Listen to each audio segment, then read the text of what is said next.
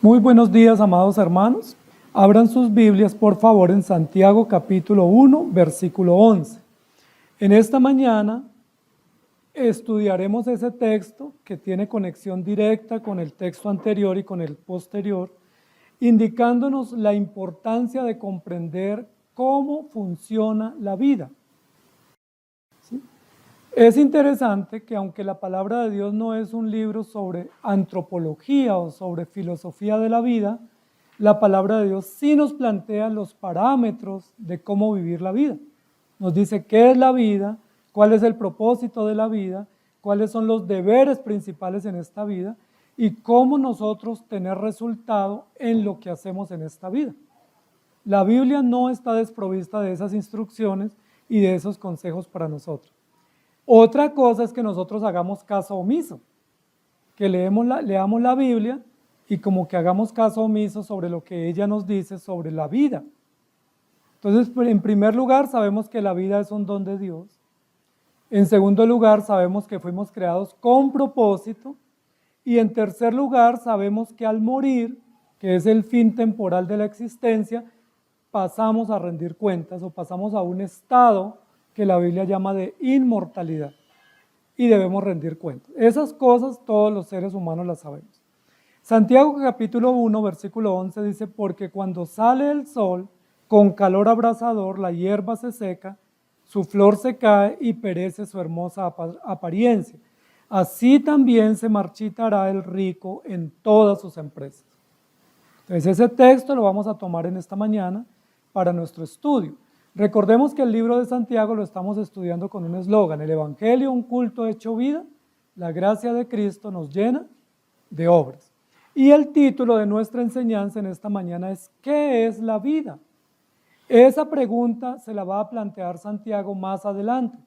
Recordemos que Santiago es un conjunto de enseñanza basado en la ley de Dios y en el ejemplo del Evangelio de Jesucristo, pero Santiago usa un estilo que es un estilo comparativo y un estilo confrontativo o exhortativo, pero también usa un estilo que es, pudiéramos decirlo de alguna manera, un estilo sándwich. Es decir, le pone una verdad, luego desarrolla esa verdad y luego al final confronta esa verdad con la primera y nos encierra en esos dos conceptos para que nosotros no tengamos escapatoria. Entonces Santiago comienza hablando en el capítulo 1 de la vida y en los últimos capítulos también habla de la vida. Y en los últimos capítulos se plantea qué es la vida.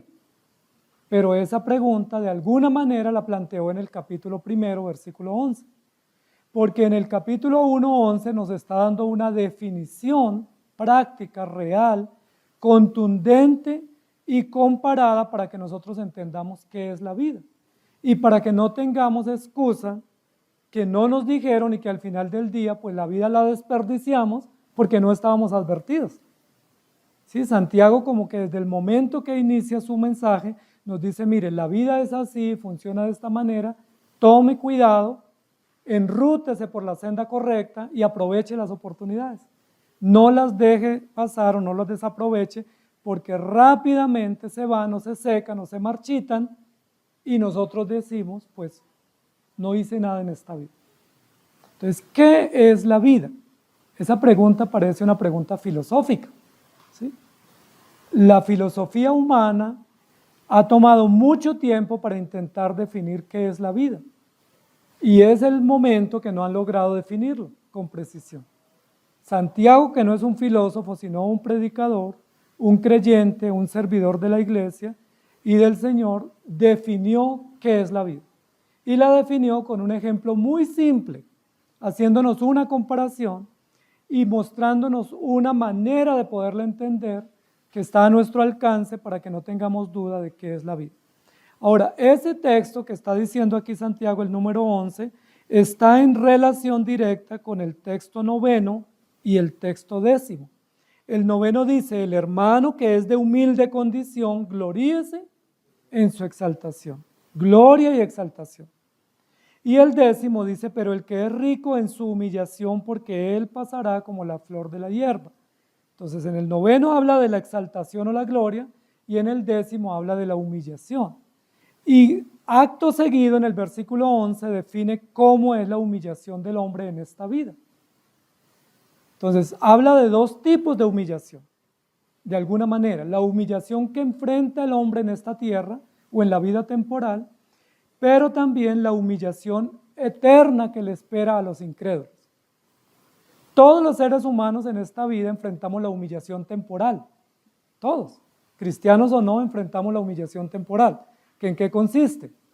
El envejecimiento, el cansancio, el trabajo no bien remunerado, los problemas, las enfermedades y las aflicciones que todos enfrentamos.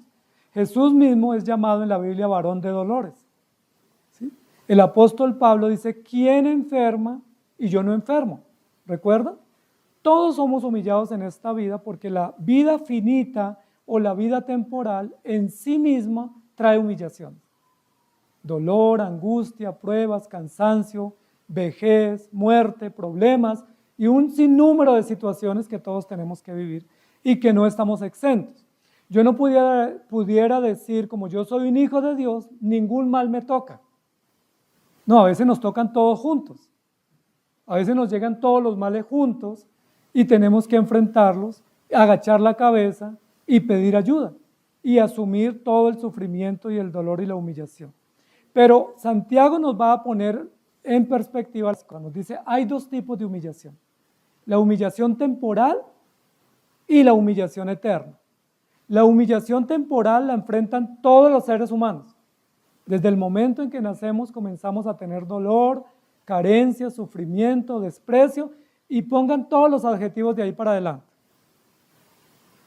Porque todos los enfrentamos, sea pobre o rico, sea académico o no, sea cristiano o no, todos tenemos que enfrentar esas realidades que son propias de la vida. Pero hay una humillación eterna. Y la humillación eterna la van a sufrir solo los incrédulos que no crean en Cristo y que vivan en esta tierra de espaldas a la cruz. Ellos enfrentarán la humillación eterna. Entonces, pudiéramos decirlo de la siguiente manera. Hay algunos que enfrentan solo la humillación temporal, pero tienen gloria eterna. ¿Quiénes son ellos? Los cristianos, ¿cierto? El texto número 9. El hermano de humilde condición, que solo es humillado acá, pero recibirá gloria y exaltación por la eternidad. Pero hay otros que les gusta la doble humillación. Y los que les gusta la doble humillación, pues vivirán humillados acá y tendrán humillación por la eternidad. ¿Recuerdan que el versículo 9 habla del hombre de doble ánimo, que le gusta por partida doble? El incrédulo dice, pues yo, no importa si sufro aquí, allá miraremos cómo es. Y la Biblia dice, no, si usted sufre acá y no se arrepiente, allá seguirá sufriendo peor. El cristiano ha entendido eso por la gracia, entonces dice, yo prefiero sufrimiento acá, pero gloria allá. Y eso es muy importante porque Santiago nos pone las cosas claritas para que no tengamos duda. Porque cuando uno justifica que no entendió, pues fácilmente esa es una excusa para uno no arrepentirse.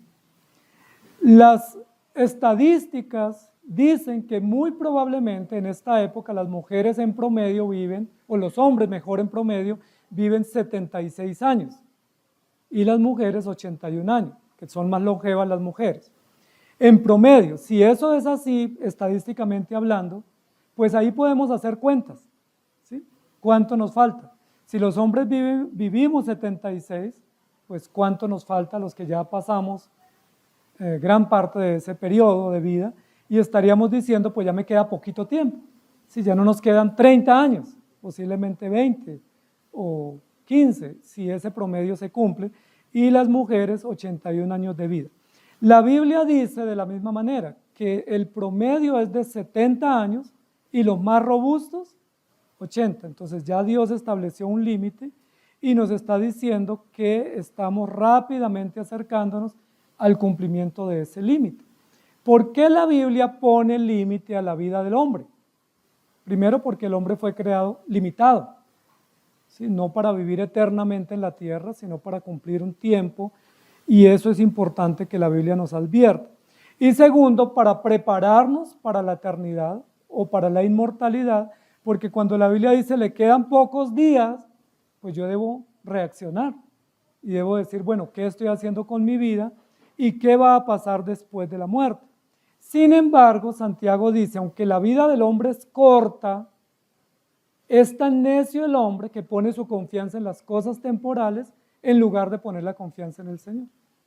Eso es demasiado necio de parte nuestra, porque yo sabiendo que este periodo es tan corto y que solo tengo tiempo para arreglar mis cuentas para estar con el Señor, yo prefiero no arreglar mis cuentas, sino vivir de espaldas a Cristo, confiando en las cosas temporales.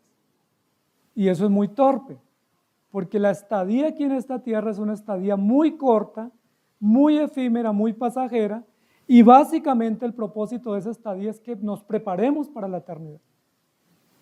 Ese es el propósito de esta estadía. Aquí estamos en un trasegar corto para prepararnos para la eternidad.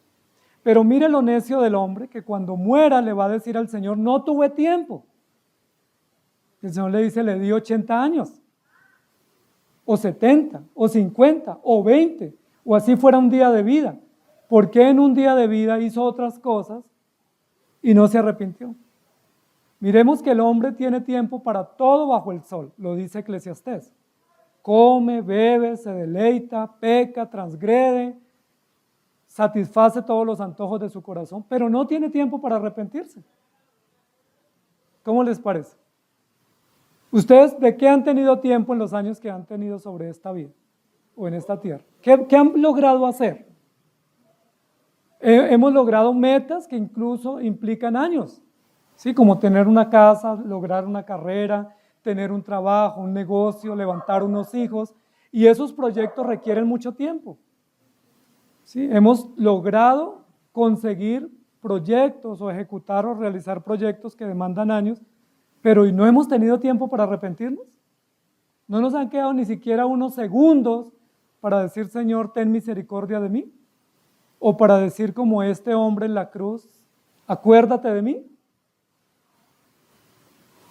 Es decir, es increíble que el hombre se presente delante del Señor después de vivir 80 años, o 70, o 20, o 10, y le diga, Señor, yo no tuve tiempo. Regáleme 15 años más, ¿se acuerda? Para ver si en 15 años me puedo arrepentir, o la embarro peor, como Ezequías. ¿Por qué el hombre tiene la tendencia a poner la confianza en las cosas temporales y no en las cosas eternas? Recordemos que el hombre fue creado con perspectiva eterna. Cuando la Biblia dice que Dios hizo al hombre y a la mujer del polvo de la tierra y sopló en su nariz aliento de vida, entiéndase, le dio inmortalidad, le dio espíritu, le dio trascendencia, le dio alma, lo hizo con perspectiva eterna.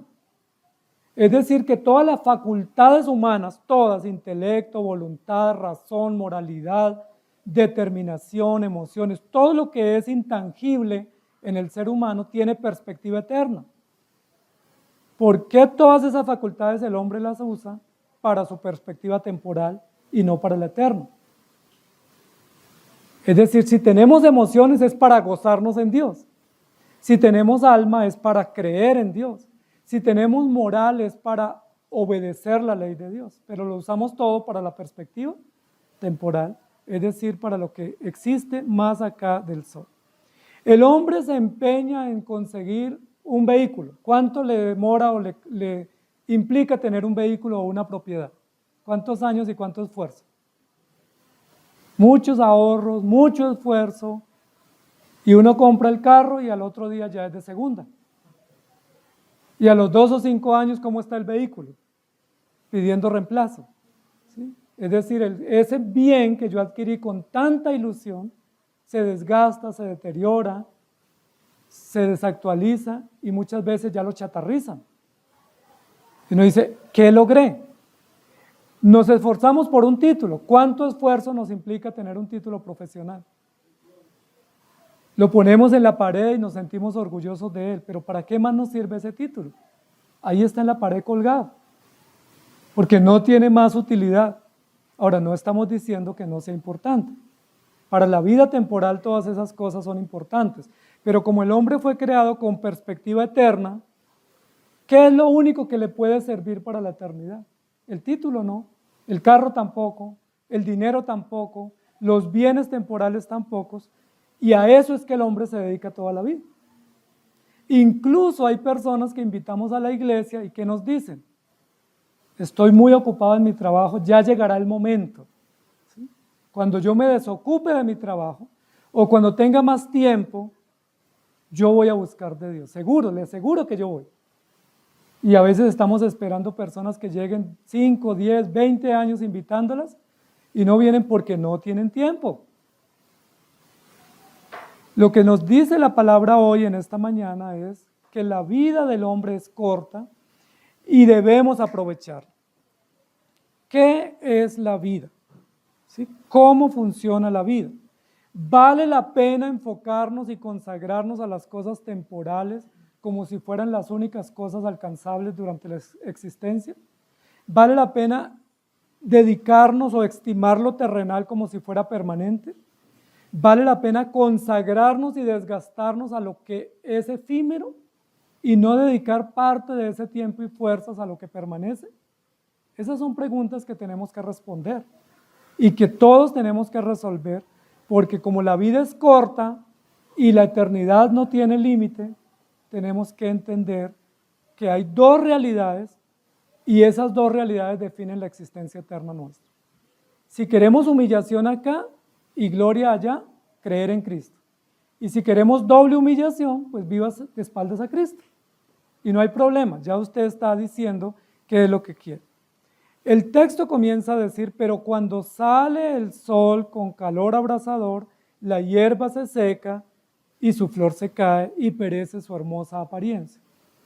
Uno de los temas que Santiago nos va a ayudar a entender para comprender qué es la vida, es que la vida en sí es bella y la vida temporal, que es bella y hermosa, tiene una apariencia o tiene un semblante o tiene una manera como se muestra o como se presenta, y nos va a hablar del jardín o de las plantas en el campo y de las flores y las aromas y la belleza de una planta, especialmente cuando uno va a un campo que ve un jardín o un gran paisaje y uno queda maravillado por todos los colores y flores y belleza de la vegetación. Esa apariencia, ¿cómo es? Cuando vamos al campo, ¿cómo es esa belleza o esa apariencia de ese prado o ese bosque o ese jardín? ¿Cómo les parece? ¿A ustedes les gusta?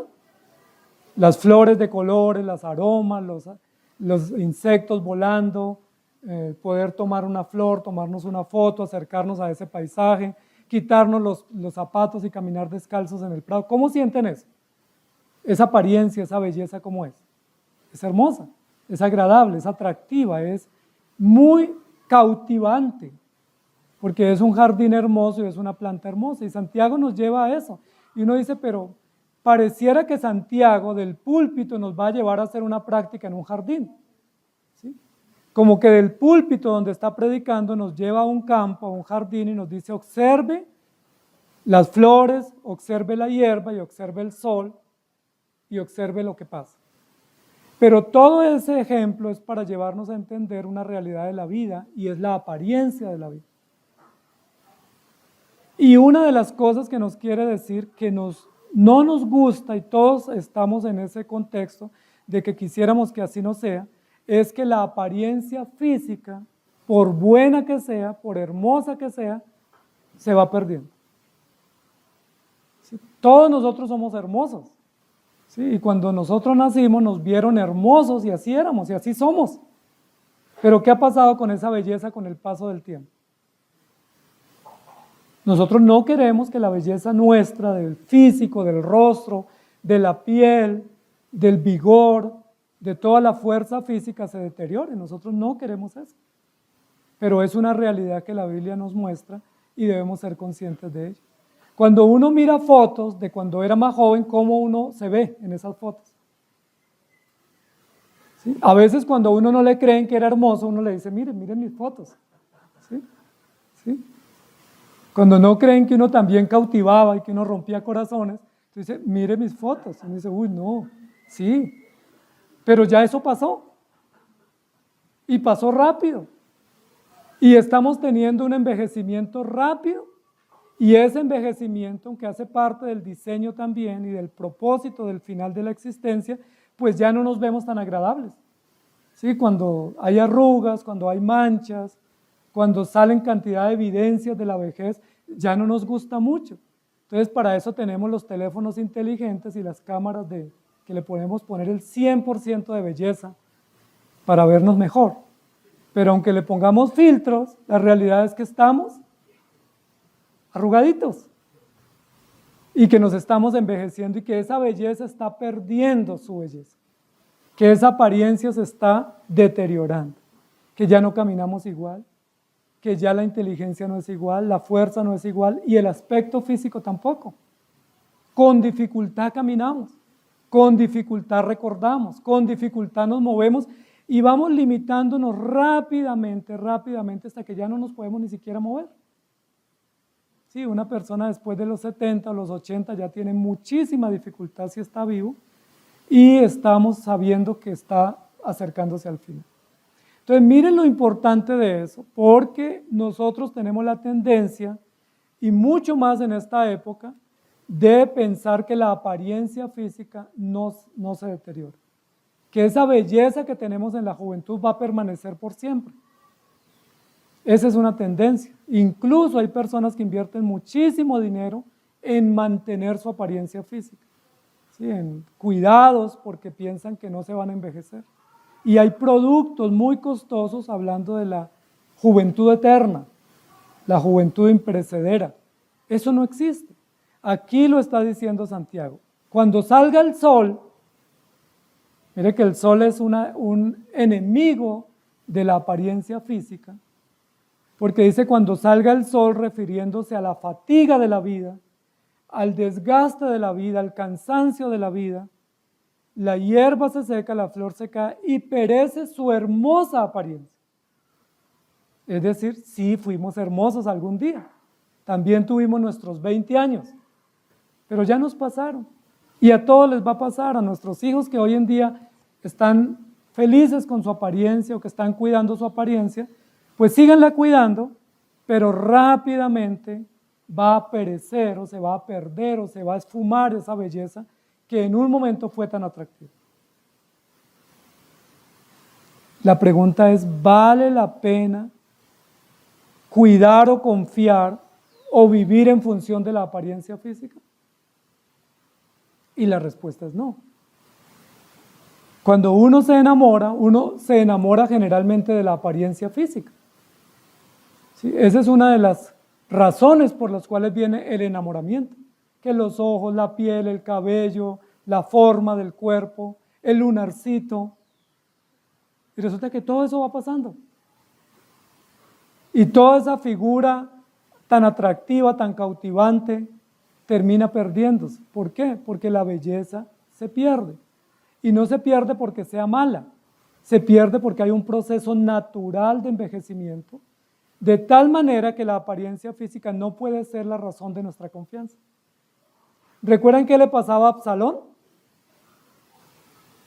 Absalón era un narcisista de miedo, ¿sí?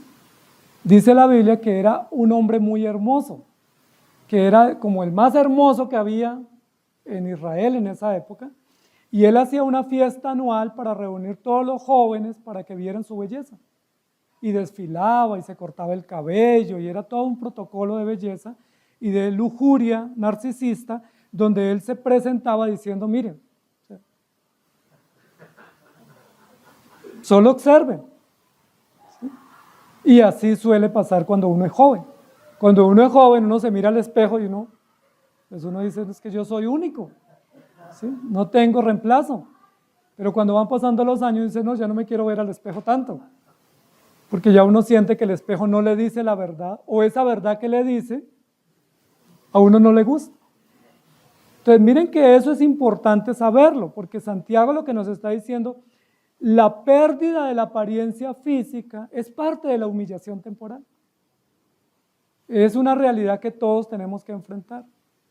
Todos en algún momento fuimos niños, en algún momento fuimos jóvenes, bellos, fuertes, atractivos, cautivantes, pero a medida que vamos envejeciendo no logramos absolutamente nada porque ya nadie nos quiere ver, nos volvemos un estorbo, nos volvemos una amenaza, no producimos, somos casi como invisibles para todo mundo y estamos a punto de perecer. Nos estamos secando, marchitando. Se puede uno poner todas las cremas habidas y por haber y todos los protocolos de belleza y de cuidado, pero nos estamos secando y nos estamos marchitando. ¿Quién no le está pasando eso?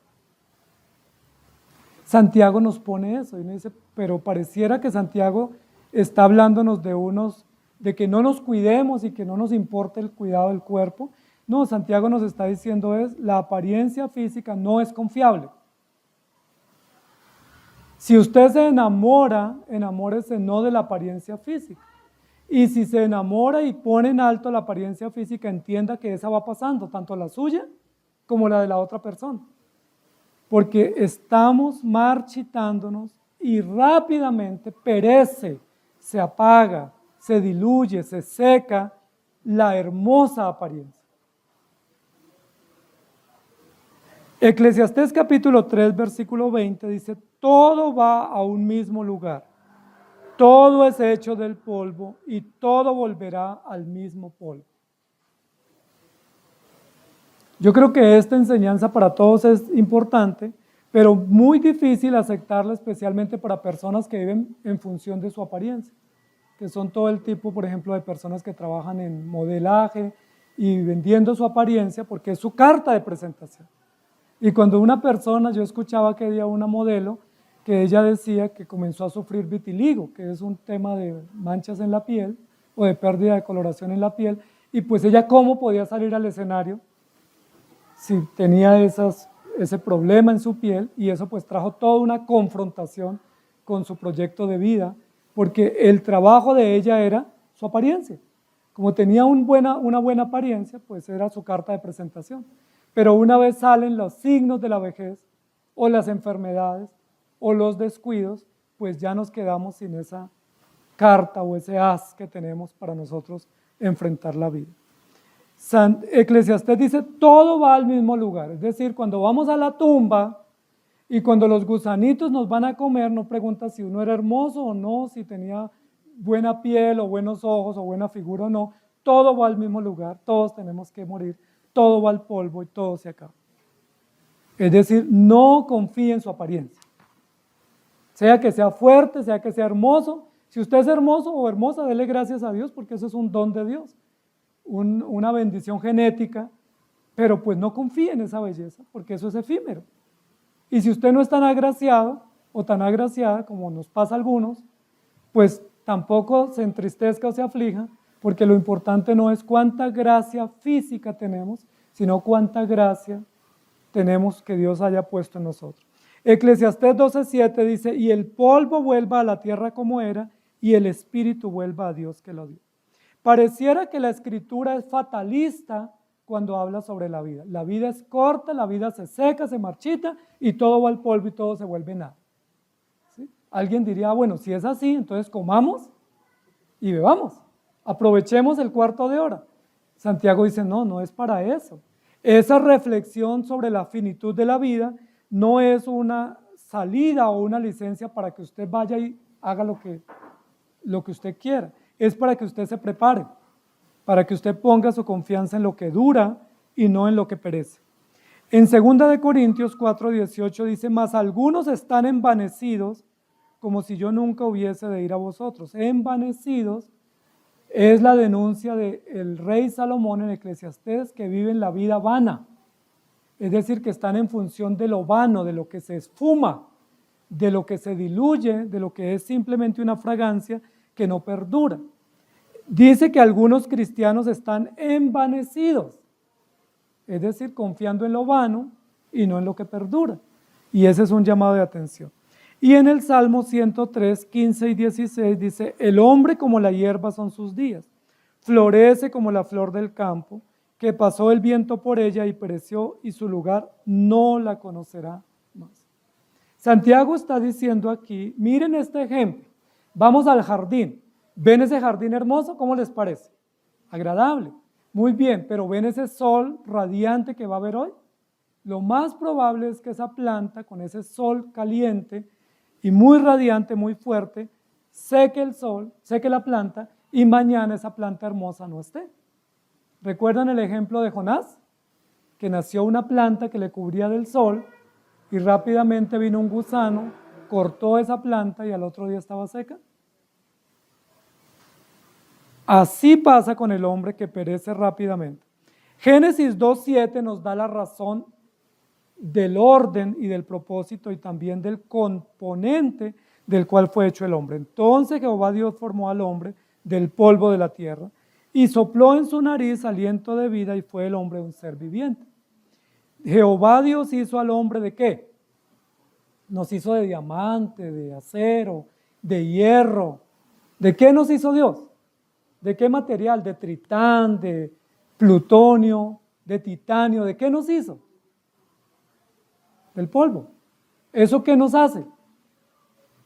Pues más frágiles, más susceptibles al dolor, más susceptibles al desgaste y a marchitarse. Si usted tiene una porcelana de barro o de greda o de material gredoso, pero tiene otra cerámica de hierro o de bronce, ¿cuál va a soportar los golpes y las caídas y las situaciones difíciles? La de hierro o de bronce o de metal pesado, pues usted la puede golpear y ahí se mantiene. Pero la de barro, usted la tira al piso, o la de cerámica y se quiebra. ¿De qué nos hizo el Señor? ¿De qué es usted? Esa apariencia tan hermosa que usted tiene, ¿de qué es? De barro, de polvo, dice la Biblia. ¿Y qué pasa con el polvo? Pues el polvo se diluye, se rompe, se desgasta, se seca, se marchita y perece. Como Dios no nos hizo de materiales durables, sino de un material de polvo, pues vamos a volvernos polvo. Génesis 3:15. Con el sudor de tu rostro comerás el pan hasta que vuelvas a la tierra, porque de ella fuiste tomado, pues polvo eres, y en polvo o al polvo volverás. Esta sentencia suena trágica, pero no es trágica, es una sentencia real. Y es importante saber la realidad de la vida. Cuando nuestros hijos están asumiendo riesgos, por ejemplo en la casa o en algún deporte, o que son muy osados, nosotros les decimos, tenga cuidado, se puede caer, se puede fracturar, se puede lastimar, se puede accidentar. ¿Y por qué les decimos eso? Porque nosotros sabemos de qué material están hechos nuestros hijos.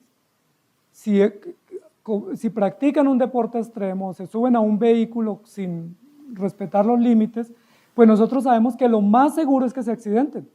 Y si se accidentan, aunque el carro quede bueno, ¿cómo queda el piloto o el copiloto o los pasajeros? El carro resiste más en un accidente que los pasajeros. El carro se puede reparar, pero la vida no. Entonces lo que dice la Biblia es, tenga cuidado porque usted es polvo y vuelve al polvo. Pero la sentencia de Génesis 3:15, Génesis 3:17 es muy importante porque dice, con el sudor de tu frente ganarás el pan. ¿Qué afecta también la apariencia física? Pues la realidad del trabajo. Una persona que trabaja, que tiene que ir al sol, que tiene que asumir riesgos, que tiene que exponerse, pues corre peligro de tener accidentes con mayor facilidad y de que su apariencia se vea afectada por el sol, por los químicos, por el trabajo, por las posturas que tiene en su lugar o por toda la exposición que tiene. Entonces la respuesta sería, ¿entonces no trabajamos? Para mantenernos hermosos, nos metemos en una burbuja y que nos vean solo en una vitrina. La respuesta es no, porque fuimos diseñados para trabajar y para producir. Miren lo que dice Job capítulo 14, 1 y 2. Dice, el hombre nacido de mujer, corto de días y hastiado de sinsabores, sale como una flor y es cortado y huye como la sombra y no permanece. Otra realidad de la vida, es corto de días y esos pocos días lo pasa hastiado de sinsabores, porque el trabajo nos cansa, los compromisos nos cansan, aún las cosas más placenteras nos cansan, aún las rutinas que sabemos que tenemos que realizar nos cansan y nos traen fatiga y nosotros decimos, ¿cuándo descansaré? Estoy cansado, hastiado, sale como una flor y es cortado. Entonces, ¿qué es la vida? Entonces la vida es hermosa, pero si ponemos la confianza en la apariencia, rápidamente esa apariencia se seca o se marchita y nos quedamos sin futuro. Si el futuro de su vida o de su economía depende de su apariencia, usted no tiene futuro. Porque la humillación es que los años llegan y ese periodo es muy corto, salvo una enfermedad, sería más corto, pero el periodo es muy corto. Es como los deportistas que piensan que por su fuerza y su técnica van a vivir como reyes, pero son periodos tan cortos que si no le sacan provecho bien adecuado, pues rápidamente ya no pueden aprovechar su fuerza o su técnica. ¿Qué más perece? Perece la apariencia. No confíe en su apariencia, porque esa apariencia perece, sea una apariencia hermosa, o a veces los que no tienen esa hermosura, pues confían en sus fuerzas. No, yo no soy bonito, pero tengo fuerza y tengo capacidad y tengo energía, pero eso no nos dura mucho. Lo segundo que perece, y lo dice aquí el predicador, es la opulencia o la riqueza. Miren lo que dice el versículo 11, dice, así se marchita y perece su hermosa apariencia. Recuerden que el versículo 10 está hablando del rico, y una de las características del rico con frecuencia es que pone su confianza en las riquezas, pero las riquezas son inciertas. Entonces uno dice, bueno, no puedo confiar en mi apariencia porque no dura, pero tampoco puedo confiar en la riqueza porque también se marchita. Entonces, ¿en qué confío? De ahí viene la tendencia de que todos querramos tener riquezas porque pensamos que si la apariencia no nos sirve, la riqueza no sirve. Entonces uno dice, bueno, no importa que yo ya esté feíto o arrugadito, pero si tengo dinero, por lo menos ahí soluciono mi vida. O alguien se me arrima. ¿Sí? Porque cuando se tiene dinero, ¿sí? Pues alguien se le acerca. Entonces, a veces nosotros decimos, bueno, yo estoy envejeciendo, pero mi esperanza es que tengo herencia, o tengo una pensión, o tengo unas propiedades, o tengo una renta, y bueno, ahí está mi esperanza. Y para la vida temporal esa esperanza vale, para la vida temporal. La pregunta es, ¿sirve esa herencia o ese dinero que se acumuló, sirve para la eternidad? Y aquí nos va a responder Santiago. Nos va a decir, el hombre puede tener riqueza. En el caso de que su apariencia no le sirve o no sea su objeto de confianza, tiene riqueza, pero la riqueza se marchita. La riqueza florece a veces, pero rápidamente se marchita. Ustedes han visto eso, ¿no? Incluso si nosotros hacemos estudios, por ejemplo, de economías que han prosperado o de negocios que han prosperado, hay a veces una línea de mercados o de productos que traen riqueza temporal, pero luego esos productos ya no se venden o esos servicios ya no se requieren y pasa. ¿Sí? Hay muchas personas que han hecho dinero con algún tipo de negocios, pero rápidamente cambian las tendencias, cambian los mercados, cambian los servicios que la gente requiere y esas personas entran a pobreza. Y eso es lo que nos está diciendo la Biblia. Las riquezas son temporales. ¿Por qué son temporales? Porque las riquezas son bienes conseguidos con el fruto del trabajo. Y todo lo que se consigue en esta vida es temporal. Absolutamente todo, porque es lo que se consigue con esfuerzo. Entonces la pregunta es, ¿vale la pena entonces hacer riqueza? Bueno, hay que trabajar, hay que producir, hay que generar empleo y hay que ser productivos. Tener riqueza si se puede está bien, pero no poner la confianza en ellas, porque el problema no son las riquezas. El problema es que nuestro corazón se vende a las riquezas, se apega a las riquezas. ¿Sí? Incluso uno puede ser muy pobre y está pegado a lo único que tiene. ¿Sí? Hay personas sencillas, pobres, pero están apegadas a 4 cosas, que es lo único que tienen, ni siquiera son ricos. Aquí Santiago no nos está diciendo, el tema no está haciendo un juicio de valor sobre la pobreza o sobre la riqueza, sino sobre dónde está la confianza. Si está en Cristo o está en las cosas temporales. Muy importante esto. Y vamos a mirar algunos textos de apoyo.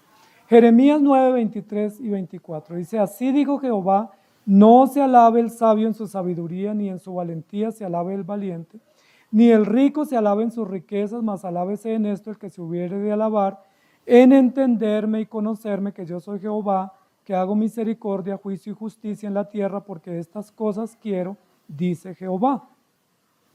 ¿En qué nos debemos concentrar? Sea que tengamos o no tengamos. En las cosas que perduran. Mateo 6:24 dice, ninguno puede servir a dos señores. No hay uno hasta ahora en la estadística que haya logrado servir satisfactoriamente a dos señores. Ninguno. Así que usted no lo intente, porque no va a poder vencer la estadística. Porque o aborrecerá al uno y amará al otro, o estimará al uno y menospreciará al otro.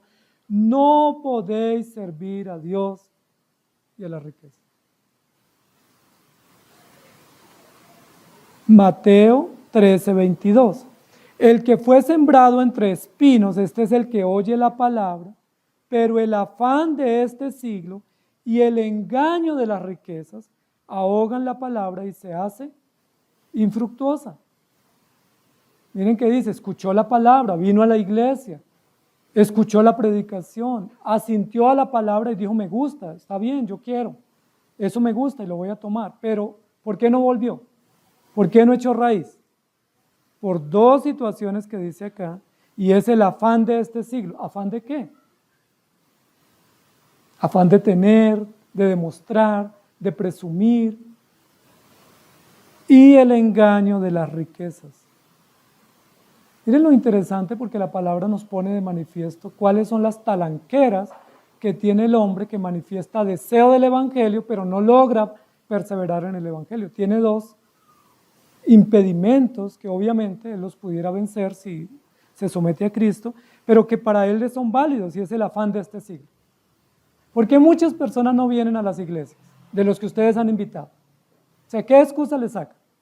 Cuando dicen, no, a mí me gusta, yo entiendo, yo un día voy, ¿por qué no vienen? ¿Qué justificaciones sacan?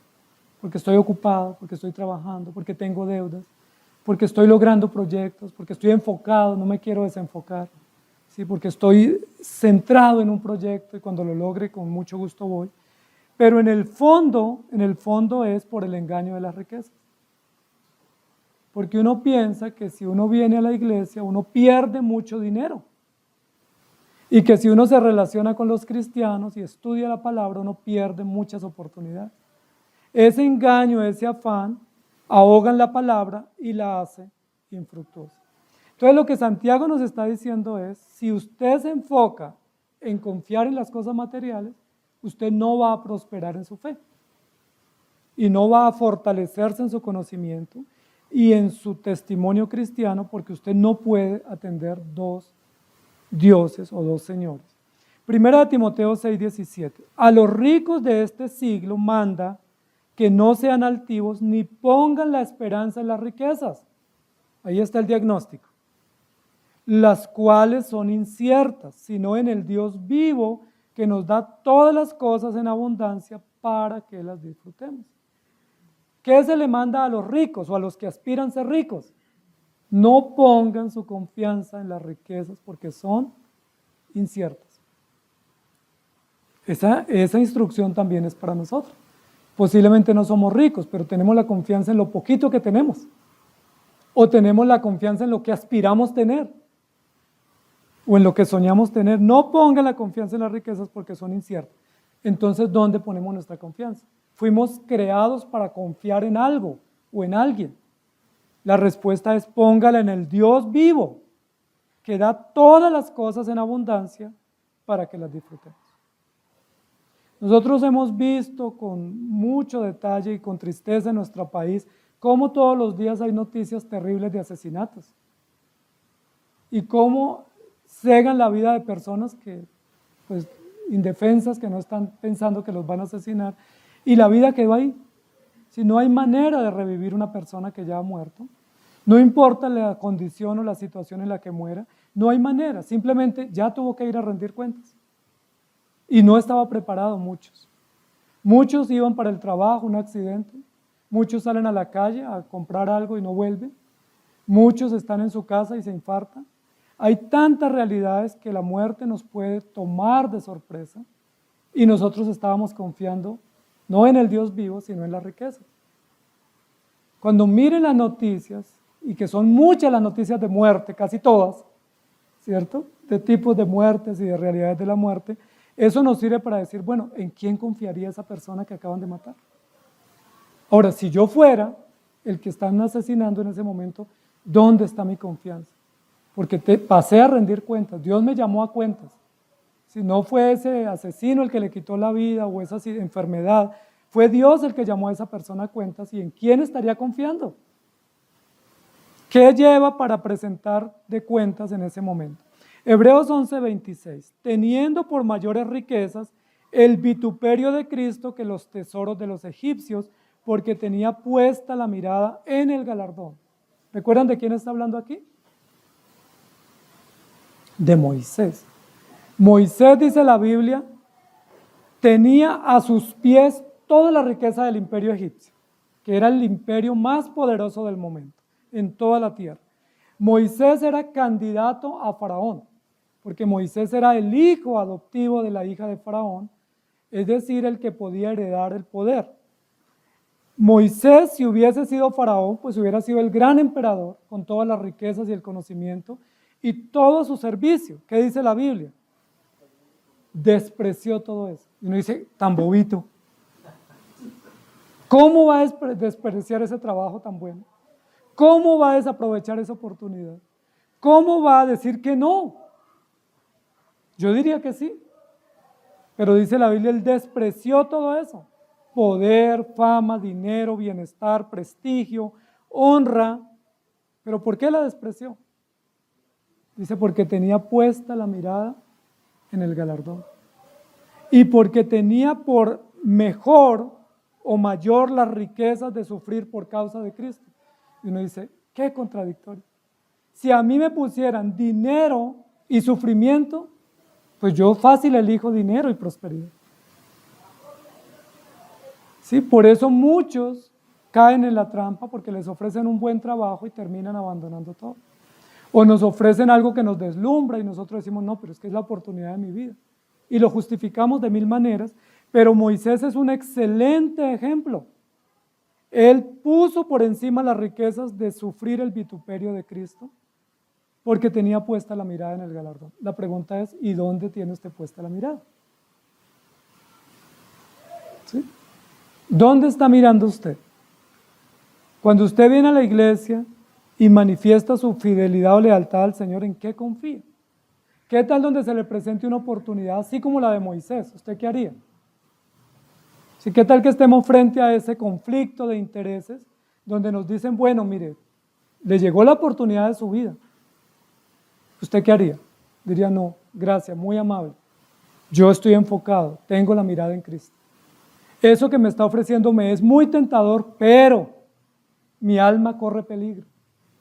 Eso que me está ofreciendo es lo que yo siempre he soñado, pero tengo mi fe puesta en Cristo y yo prefiero vivir sencillo o vivir humilde o ser humillado acá, pero tener la gloria en Cristo. ¿Sería que pudiéramos responder así? Faltaría verlo, ¿cierto? Pero muy probablemente nosotros caemos en la trampa y después que somos presos del dolor y de las circunstancias decimos, ¿por qué me equivoqué? Porque tenía mi mirada no puesta en Cristo, sino en la riqueza. En Apocalipsis 18, 19 dice, y echaron polvo sobre sus cabezas y dijeron llorando y lamentando diciendo, ay de la gran ciudad en la cual todos los que tenían naves en el mar se habían enriquecido de sus riquezas, pues en una hora ha sido desolada. Mire este lamento. Mire quiénes se lamentan, los grandes empresarios de embarcaciones y de transporte de mercancías, los que transportan mercancías. Ustedes saben que siempre en la historia de la humanidad, desde que existen los medios de transporte, ha habido importaciones y exportaciones. Salomón fue uno de los más grandes importadores y exportadores de la Biblia, que se enriqueció con una flota de naves. ¿Recuerdan que eran las naves de Tarsis? Que era una flota mercante de carga para importar productos exóticos y exportar. Y muchos se han enriquecido así. Y dice acá que se lamentan porque dicen, en una hora nuestros barcos perdieron y nos quedamos sin riqueza. Pero me llama la atención que ese es el lamento del necio. El necio se lamenta porque fracasó, en lugar de decir, mi alma está lejos de Dios. No importa si fracasan mis empresas, no importa si pierdo el dinero, no importa si no tengo nada, yo estoy con el Señor, que fue lo que dijo Job. Job no se lamentó por las pérdidas. Job dijo, Jehová dio y Jehová quitó, mi confianza está firme. Pero estos mercaderes, dice que se lamentan y dicen, se habían enriquecido y en una hora perdieron su riqueza. ¿Por qué se quedaron sin nada? Porque su riqueza era temporal. Y las riquezas temporales, por mucho que perduren, son efímeras. ¿Sí? Se pierden por una recesión, por un mal negocio, por un mal gobierno, por malas decisiones, por pandemias, por crisis, por muchas situaciones. No hay forma. El hombre está intentando de buscar la mejor manera de asegurar su riqueza y no la ha podido encontrar. Entonces algunos dicen, lo mejor es tener tierra. Y luego las tierras no sufren o se desvalorizan o pueden cambiar de dueño. Lo mejor es tener finca raíz, nos están diciendo. Está incierta la finca raíz. Otros dicen, lo mejor es tener activos digitales. Otros dicen, mejor cómprese un lotecito en Luna o en Marte, ¿sí? Porque allá está más seguro. O cómprese una isla. No hay nada seguro bajo el sol. Los que guardaban oro, los que ahorraron plata, otros vinieron y se los llevaron. Otros decían, enterrémoslo, ¿se acuerdan? Enterremos la riqueza y ahí va a estar protegida. No hay forma de proteger la riqueza. La única riqueza que tiene protección y seguro es la riqueza en Cristo, es decir, la fe verdadera. Quien pone su riqueza en Cristo, perdura. Proverbios 23:4, no te afanes por hacerte rico, sé prudente y desiste. Miren aquí la instrucción. Si el afán es ser rico, desista hoy de ese interés o de ese propósito. No porque ser rico sea malo, sino porque las riquezas cautivan el corazón y las riquezas terminan mostrando el engaño del corazón. Proverbios 28:6 y 22. Mejor es el pobre que camina en su integridad que el de perversos caminos y rico. Se apresura a ser rico el avaro y no sabe que le ha de venir pobreza. Ahí están las cosas puestas en orden. Amados hermanos, no se afane por hacerse rico, porque el que tiene ese afán es avaro, es codicioso. Aunque diga que si consigue riqueza es para diezmar y ayudar a los pobres, y que si uno se vuelve rico los pobres se acaban, eso es simplemente el pararrayos, porque en el fondo uno está queriendo riquezas para uno no está pidiendo para los demás. De hecho, a uno le molesta que el otro se enriquezca y uno no. Si cuando el otro dice conseguí un buen trabajo, uno le dice ¿cómo lo consiguió? ¿Y me puede pasar el contacto? ¿Sí? ¿Me puede recomendar? O sea, uno ya le está diciendo, me da mucha envidia tu prosperidad y yo quiero eso que tú tienes. Eclesiastés 5:12. Dulce es el sueño del trabajador, coma mucho, coma poco, pero al rico no le deja dormir la abundancia. Miren lo que la Biblia dice, es mejor pobre que duerme mejor que rico que no puede dormir. Es mejor pobre íntegro que rico avaro. Es mejor pobre creyente que rico incrédulo. Amados hermanos, ¿qué es la vida? Pues la vida es efímera en su apariencia, pasajera. La vida es efímera en su opulencia. Todo lo que yo puedo tener se desvanece o se pierde y no puedo confiar en eso. Si hay gente que consigue un título, así sea técnico, y ya no vuelven a saludar. Porque ya ellos son más grandes que todo el mundo, ya es que yo ya terminé, es que usted no. ¿Y de qué sirve un título, amados hermanos? ¿Sí? Puede que nos sirva un poco para una profesión, pero nos hace diferentes, nos hace mejores personas, nos hace más fieles, más gratos, más íntegros. Y de hecho, si nos hace más soberbios, pues ese título no nos sirvió para nada. Lo otro que termina diciendo Santiago es, la apariencia se marchita, la riqueza se pierde, pero ¿qué más se pierde? La vida en su totalidad, la existencia. La existencia en su totalidad se acaba, porque cuando sale el sol, con calor abrasador, la hierba se seca y se cae, perece su hermosa apariencia. Así también se marchitará el rico. No se marchitarán los bienes del rico solamente, sino que se marchita el rico. Puede que la riqueza esté floreciendo, pero él se está marchitando. Amados hermanos, esa riqueza del rico no le sirvió para evitar su muerte, su vejez. Él con todo su dinero pudiera haber deseado encontrar una fórmula para no morir, pero no la tiene. Y muchos incluso mueren jóvenes. ¿Qué hacer entonces si la vida se está marchitando? ¿Qué es lo más sensato? La apariencia se está secando, la opulencia es efímera y se pierde, y la vida se está acercando rápidamente al final. ¿Qué hacer? Santiago nos da la respuesta. Pues afronte esa humillación poniendo la confianza en Cristo, no sea de doble ánimo y no espere que le llegue la humillación eterna. Y el consejo estaba anteriormente, versículo 5. Si alguno de vosotros tiene falta de sabiduría, pídala a Dios. ¿Le falta sabiduría para enfrentar su envejecimiento, para aceptar y para estar agradecido? Pues dígale a Dios que le dé gratitud. Porque ya no tiene la misma fuerza, pero que usted no esté frustrado, sino diciendo, bueno, he vivido la vida, Dios me ha dado esa fortaleza y esos resultados y estoy agradecido. ¿Le falta sabiduría para enfrentar sus necesidades o sus carencias o su pérdida de sus bienes? Pues pídala a Dios. ¿Le falta sabiduría para enfrentar el límite natural de su existencia? Pídala a Dios. El rico, y es lo que está diciendo aquí Santiago, el rico que confía en su riqueza piensa que no se va a marchitar. ¿Sí? Que él como ser humano no se va a marchitar y sus empresas tampoco. ¿Pero qué se marchita? Tanto sus empresas como él mismo y como su propia apariencia. Y la Biblia nos muestra eso. Miren lo interesante, amados hermanos, porque en la muerte o ante la muerte hay dos realidades. ¿Sí? Hay la realidad del filósofo que piensa que la vida se acaba con la muerte, ¿cierto? Solo sé que nada sé, la vida es comer y beber, yo viví bien, yo le hice bien al prójimo, yo muero tranquilo, mi conciencia está tranquila porque hice todo bien y aquí se acabó todo.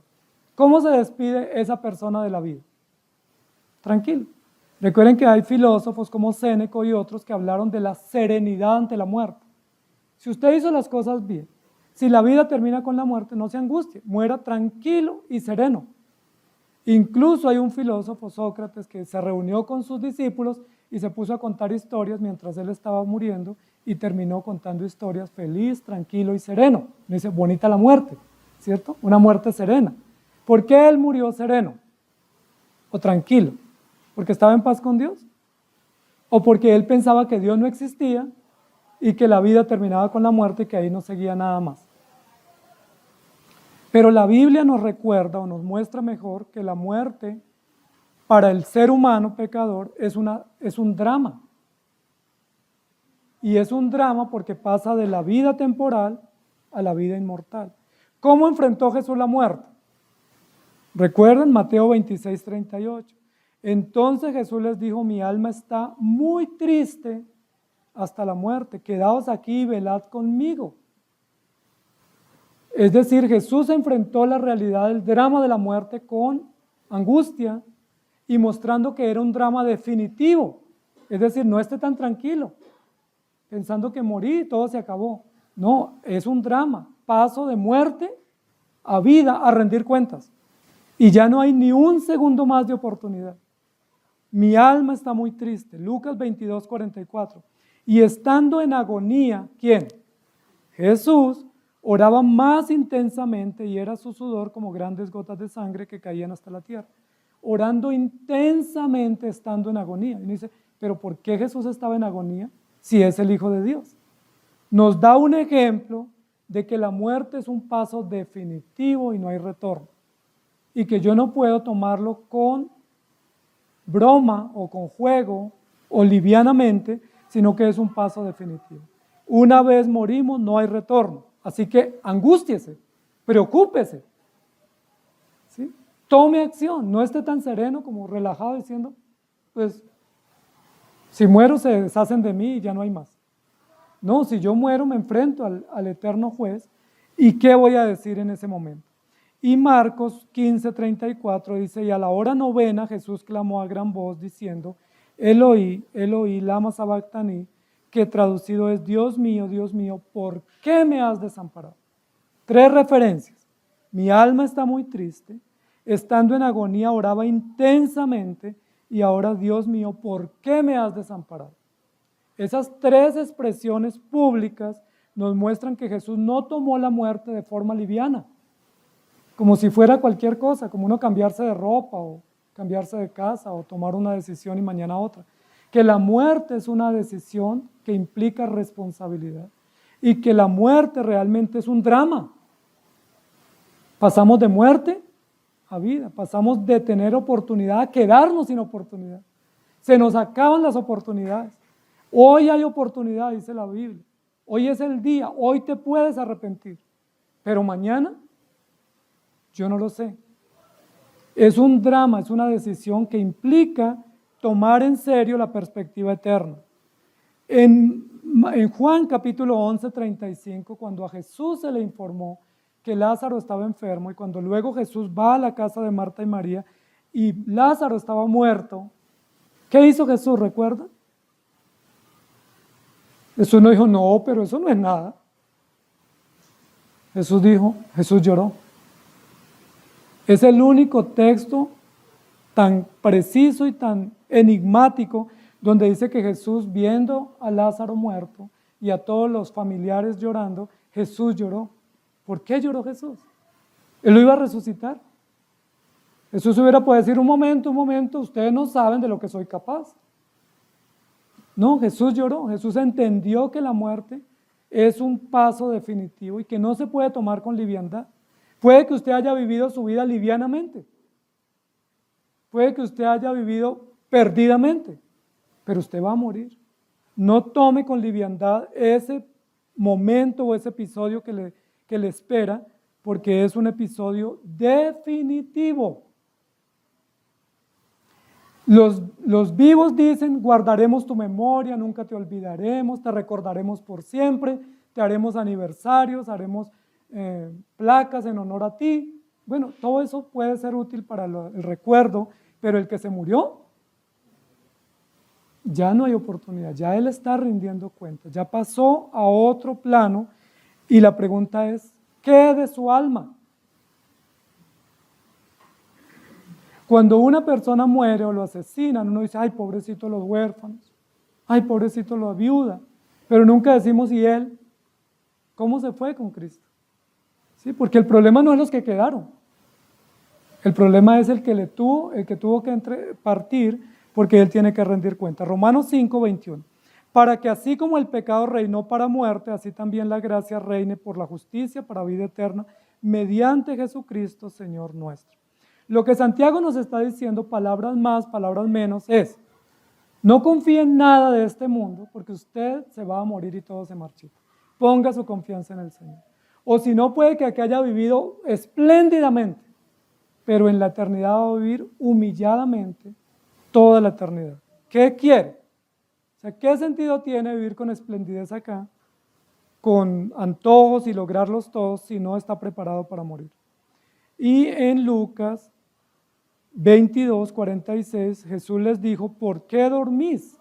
¿Se acuerdan qué momento estaban durmiendo los apóstoles? Cuando Jesús estaba para ser entregado por Judas. Jesús les dijo, miren el itinerario. Jesús preparó la cena, sirvió la cena, estuvo con sus discípulos y le dijo, uno de ustedes me va a entregar. Y le dijo, lo que vas a hacer, hazlo pronto, me van a entregar ya mismo. Salimos para ese momento. Y salieron para Getsemaní y le dijo a sus discípulos, oren para que no entren en tentación. ¿Recuerdan que se quedaron dormidos? Y apenas terminó ese momento de oración, ¿recuerdan qué aconteció? Llegaron los soldados romanos y llegó Judas el infiltrado y besó a Jesús dando el santo y seña y apresaron a Jesús. Pero Jesús les dijo, velen y oren para que no entren en tentación. Amados hermanos, ¿qué es lo que nos dice ese episodio? que no sabemos en qué momento toque a la puerta situaciones definitivas en nuestra vida. Yo no lo sé, yo no los puedo alarmar, pero yo sí sé que en cualquier momento llega. Yo sí sé que en cualquier momento, el momento menos esperado, nos sorprende lo que no esperábamos o lo que no queremos. Sea la enfermedad, sea la tentación, sea la tragedia o sea la muerte. La pregunta es, ¿estamos preparados? Esa es la que está diciendo Santiago. Si no estamos preparados, pues vamos a ser humillados. Y si esa humillación es de haber vivido separados de Cristo, hay consecuencias eternas. Primera de Corintios 15, 52 y 55. Y cuando esto corruptible se haya vestido de incorrupción y esto mortal se haya vestido de inmortalidad, entonces se cumplirá la palabra que está escrita, sorbida es la muerte en victoria. ¿Dónde está, oh muerte, tu victoria, tu aguijón, y dónde está, oh sepulcro, tu victoria? Y Oseas 13, 14 dice, de la mano del Seol los redimiré, los libraré de la muerte. Oh muerte, yo seré tu muerte y seré tu destrucción. Oh Seol, la compasión está escondida de mi vista. Básicamente Santiago nos va a decir lo siguiente, el hombre confía en tres cosas, cuando debiera confiar en una. Y confía en tres cosas distintas a las que debe confiar. Confía en sí mismo, confía en lo que tiene y confía en su existencia.